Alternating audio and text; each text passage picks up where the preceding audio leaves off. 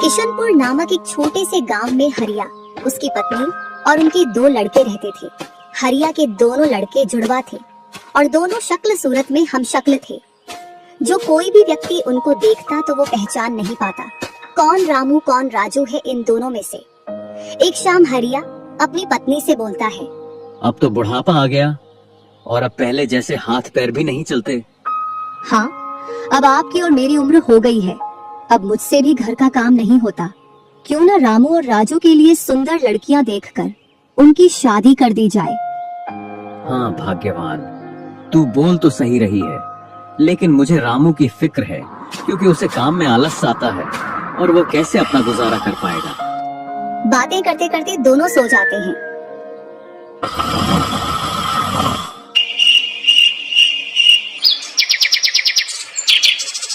और सुबह उठकर हरिया रामू राजू से बोलता है, तुम दोनों खेतों पर चले जाना और एक खेत को खोद आना जिसमें मैं आकर बीज बो दूंगा। और आज मैं अपने दोस्त से मिलने के लिए पास ही के गांव में जा रहा हूँ। 2 दिन में लौट कर आऊंगा। हरिया तैयार होकर दूसरे गांव की ओर निकल जाता है और रामू राजू भी खेतों की ओर चल देते हैं। दोनों खेतों में जाकर काम करने लग जाते हैं। रामू ठहरा कामचोर, वह थोड़ी देर काम करने के बाद एक पेड़ की छांव में जाकर लेट जाता है। इधर राजू को सुबह से शाम हो जाती है और वह आधा खेत खोद देता है।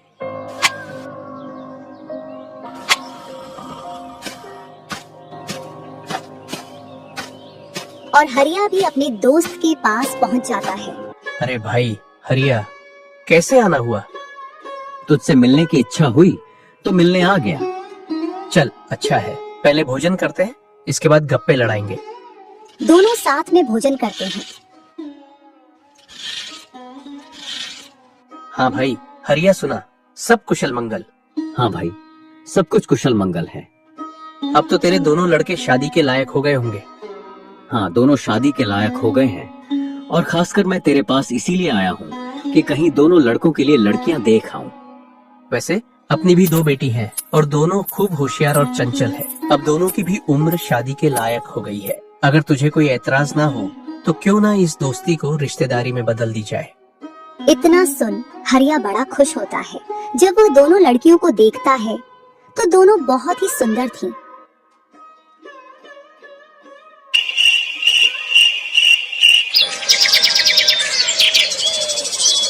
सुबह होते ही हरिया अपने दोस्त से बोलता है, मैं जल्द ही मेरी बहुओं को लेने आऊंगा। इतना बोलकर हरिया अपने गांव की ओर चल देता है। इधर रामू और राजू भी अपने खेतों पर काम करने के लिए आ जाते हैं और रामू पेड़ की छांव में जाकर सो जाता है। इधर राजू अपने काम में लगा रहता है। शाम होने को आ जाती है और हरिया भी अपने खेतों के पास आ जाता है। रामू की आंख खुलती है तो हरिया उसको आता हुआ दिखता है,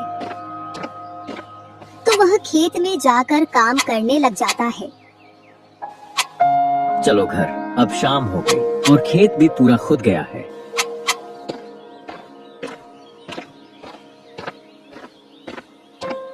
तीनों साथ में घर पहुंच जाते हैं। हरिया अपनी पत्नी और दोनों लड़कों को बताता है कि वह इन दोनों की सगाई पक्की कराया हो।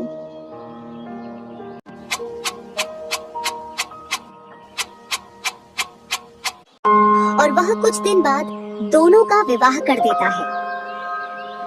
ऐसे ही कुछ वर्ष निकल जाते हैं।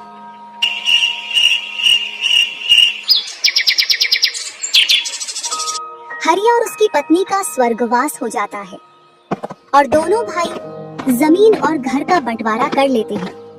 रामू अपने आलसी पने की वजह से खेतों में काम करने नहीं जाता और दिन भर घर में ही पड़ा रहता।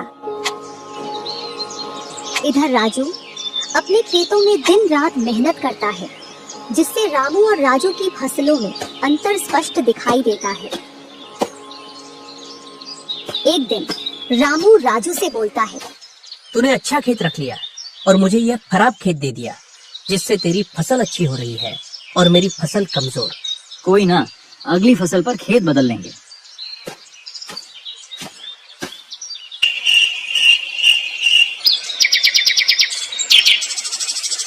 अगली फसल पर रामू राजू से खेत बदल लेता है और एक खेत ज्यादा ले लेता है। फिर भी राजू खुशी खुशी उसे खेत दे देता है। राजू के हिस्से में जो खेत थे उनमें फिर से वह दिन रात मेहनत करता। इधर रामू कभी काम करता तो कभी काम नहीं करता। रामू के पास बीज खरीदने के भी पैसे नहीं थे, तो वह पैसे लेने के लिए जमींदार के यहाँ चला जाता। जमींदार जी, कुछ पैसे उधार चाहिए थे, जिससे मैं अपने खेतों के लिए बीज ले आता और फसल आने पर मैं आपको पैसे लौटा देता। क्यों नहीं भैया, लेकिन आपको 2 टका ब्याज देना पड़ेगा। जी जमींदार जी, मैं ब्याज दे दूंगा। जमींदार रामू को पैसे दे देता है और रामू उनसे कुछ बीज लाकर अपने खेतों में बो देता है। इधर राजू अपनी फसल की रोज देखभाल करता और रामू बोकर आया उसके बाद से अपनी फसलों को देखने के लिए भी नहीं गया। वहीं अपने घर में पड़ा रहता और दिन रात सोता रहता।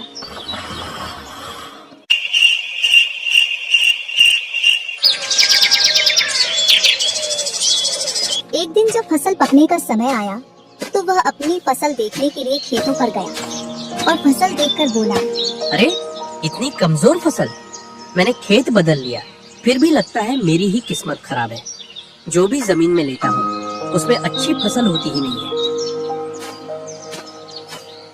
ऐसे कहते हुए वह अपने घर आ जाता है और अपनी पत्नी से बोलता है, राजू की फसल तो अच्छी है, बस हमारी फसल ही कमजोर है। ऐसा कैसे हो सकता है?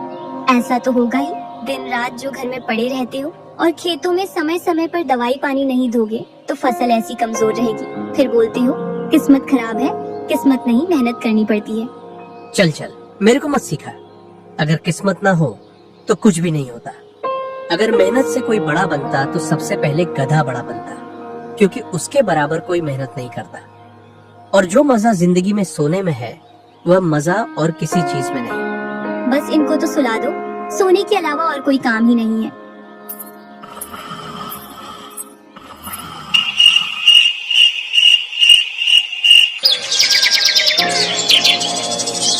कुछ दिनों बाद जब फसल निकली तो राजू की फसल रामू से दोगुनी निकली, जबकि उसकी जमीन रामू से कम थी। रामू फसल को देखकर बोलता है, इस फसल को बेच कर आऊं या खाने के लिए रखूं? इधर जमींदार जी को भी पैसे देने हैं। अब इतनी सी फसल से कैसे काम चलेगा पता नहीं।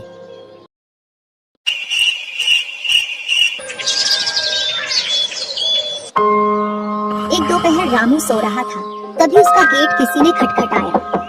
पता नहीं कौन भरी दोपहर में नींद खराब करने के लिए आ गया। जैसे ही वह गेट खोलता है तो सामने जमींदार खड़ा दिखता है। क्या यह रामू का घर है? रामू ने सोचा, क्यों ना मैं इसे राजू के घर पहुंचा दूं। यह मुझे पहचान भी नहीं पाया। मैं तो राजू हूँ, वह वाला घर है रामू का। जमींदार सामने वाले घर पर जाकर गेट को खटखटाने लगता है। राजू गेट खोलता है और बोलता है, क्यों भाई, इतनी तेज गेट को क्यों खटखटा रहे हो? मैंने आपके रुपए लेकर खा लिए क्या? हाँ भैया रामू, तुमने मेरे जो पैसे लिए थे उन्हीं को लेने के लिए आया हूँ। तुमने बोला था फसल आने पर पैसा लौटा देंगे, जो तुमने अभी तक नहीं लौटाया। क्या जमींदार जी, आप भी दोपहर में नशा करके आ गए? मैंने कब आपसे पैसे उधार लिए? क्या तुम ही रामू हो? नहीं, मैं तो राजू हूँ। रामू तो सामने वाले घर में रहता है।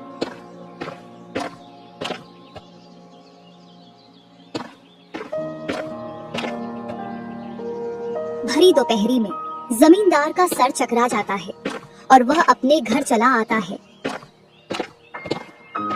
और घर पहुंचकर मुनीम से बोलता है, ऐसा लगता है मुझे कि जो पैसे रामू के दिए थे वह पैसे अब लौट कर नहीं आने वाले। क्यों, ऐसा क्या हुआ जो पैसे वापस नहीं आ रहे हैं? रामू और उसका भाई दोनों हमशक्ल हैं और दोनों बोल रहे हैं कि रामू वह है, रामू वह है। और उन दोनों ने दोपहर भर मुझे इस घर से उसे घर दौड़ाया। जमींदार जी, पैसे निकालने की मेरे पास एक स्कीम है। बोलो कौन सी स्कीम है? मुनीम जमींदार जी के कान में पूरी स्कीम बताता है।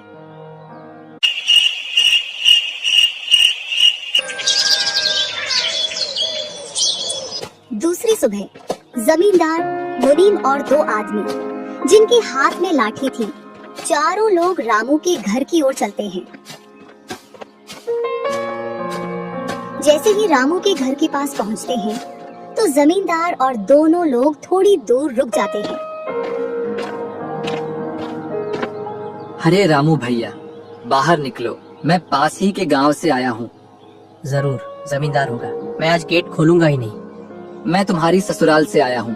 तुम्हारे ससुर साहब ने तुम्हारे लिए कुछ रुपए और कुछ आभूषण भेजे हैं, क्योंकि बुढ़ापे की वजह से उनसे यहाँ तक आने की नहीं बन पा रही थी, इस वजह से उन्होंने मुझे भेजा है। इतना सुन रामू के मन में लालच आ जाता है और वे फटाक से गेट खोल देता है। कहाँ है पैसे और धन? क्या तुम्हारा ही नाम रामू है? हाँ, मेरा ही नाम रामू है। कहाँ है धन? यही पास में रखा है, चलो दोनों उठा लाते हैं। वह मुनीम के साथ चल देता। थोड़ी दूर चलने के बाद मुनीम जमींदार जी को बुला लेता है। जमींदार और दोनों लोग रामू के पास आ जाते हैं। लाओ मेरे पैसे लौटाओ, ब्याज समेत। मैंने आपसे पैसे नहीं लिए। ये ऐसे नहीं मानेगा। अब तुम दोनों के हवाले करता हूँ, तुम चाहे जैसे इससे पैसे निकालो। और दोनों आदमी रामू को लाठी से मारते हैं। रामू चिल्लाता हुआ, अरे भाई रुको, अरे भाई रुको, मत मारो, अरे भाई रुको, मत मारो। इधर वह दोनों रामू में दे लठ लठ बरसा रहे थे। तभी राजू गेट खोलकर देखता है तो रामू पर कुछ लोग लठ से वार कर रहे थे। तो वह दौड़कर उनके पास आता है और बोलता है, अरे भाई रुको। इस रामू ने आज से 5 महीने पहले मुझसे पैसे लिए थे। जब लौटाने की बारी आई तो बहाने कर रहा था। कितने पैसे हैं? 2000। रुको मैं लाता हूँ।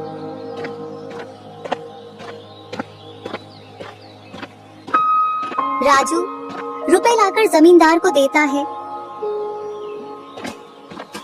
और जमींदार और उसके साथी वहां से चले जाते हैं। इधर रामू भी अपने घर में चला जाता है और राजू भी।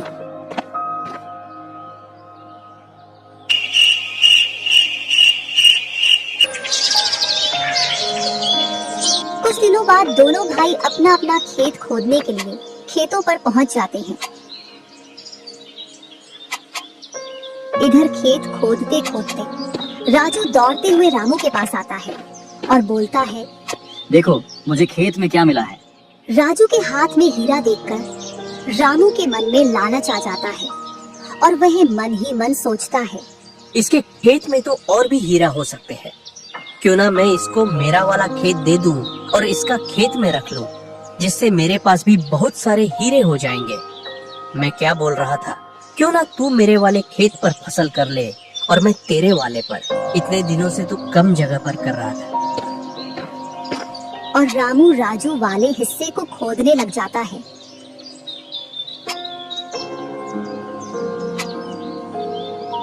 शाम तक पूरे खेत को खोद देता है, लेकिन उसे उसमें कुछ भी नहीं मिलता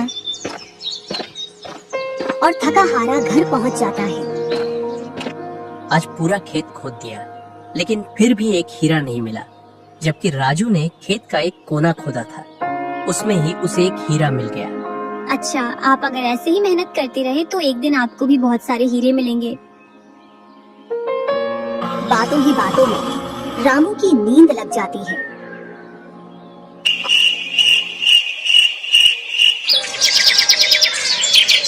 और जब सुबह होती है तब वह बोलता है, आज जैसी नींद मुझे कभी नहीं आई। हाँ, अगर तुम ऐसे ही मेहनत करते रहे तो आपको रोज ऐसी नींद आएगी। और रामू उसे वर्ष राजू की तरह अपने खेतों में मेहनत करता है और दोनों की फसलें बराबर निकलती हैं, जिससे रामू के चेहरे पर अलग ही चमक दिखती है।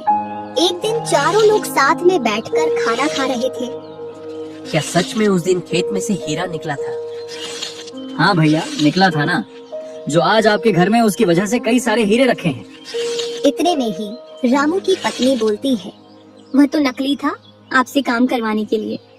इसी प्रकार बातें करते करते चारों लोग अपने अपने घरों में जाकर सो जाते हैं।